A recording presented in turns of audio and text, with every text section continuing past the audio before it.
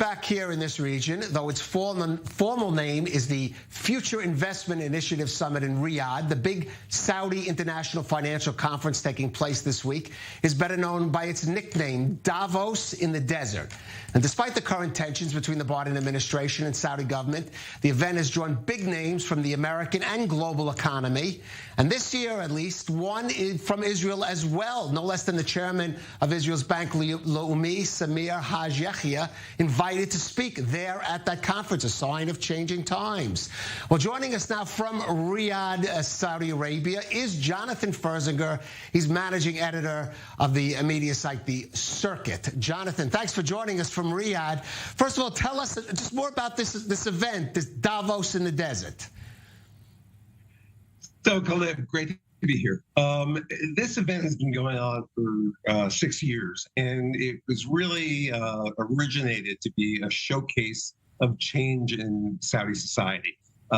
So it's patterned after the World Economic Forum in Davos, where all the masters of the universe come and think deep thoughts.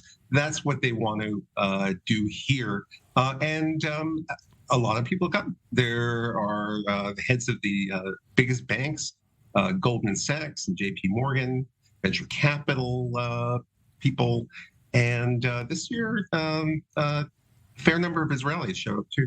Well, first, before we get to the Israelis, I just want to ask you even about the fact, as I mentioned, this is not this is a tense time between Riyadh and Washington, between the governments, the Biden administration, anger over that OPEC plus production cut, and yet the Americans are there ready to do business, it seems.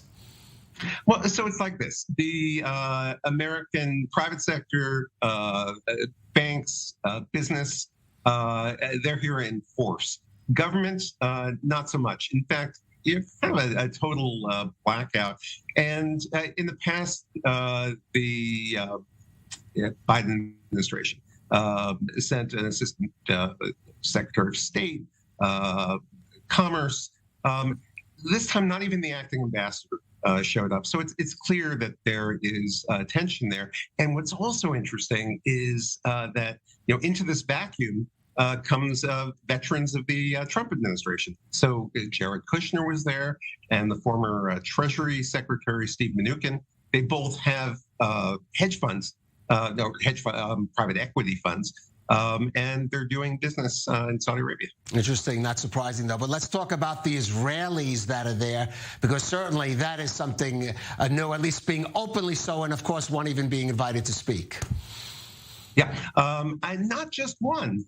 There were actually, I counted 4. So you had Samir Haj Yahya, who is really one of the forces in Israeli finance, head of the biggest bank, Bank Leumi, and he was discreet.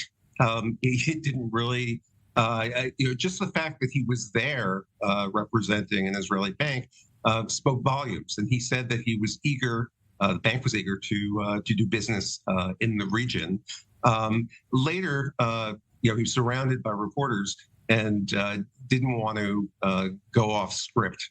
So he didn't elaborate on everything. But also John Medved, the head of Our Crowd, the venture capital platform, he spoke on a panel about VCs and spoke about being an Israeli. And he has a lot of business that is developing here. There were CEOs from startups.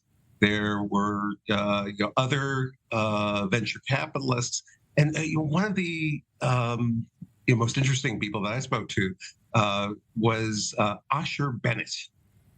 Asher Bennett is the founder of an electric truck maker in England, and he also happens to be the older brother of Naftali Bennett, former prime minister. That is interesting.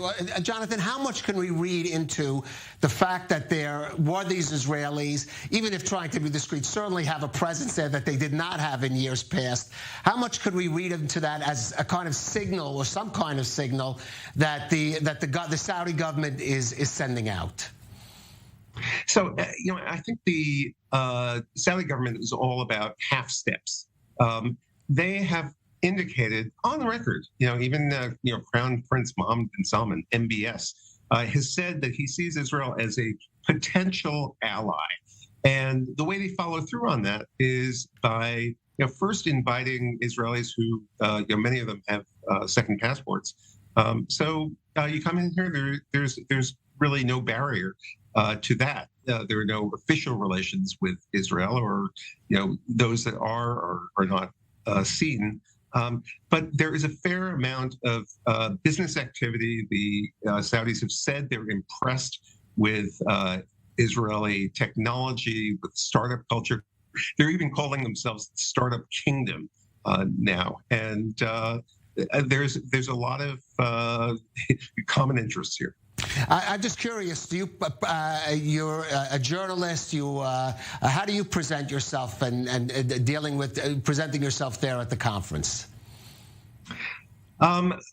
Well, I applied for accreditation as a U.S. journalist, and the circuit is based in the U.S. I have 2 passports.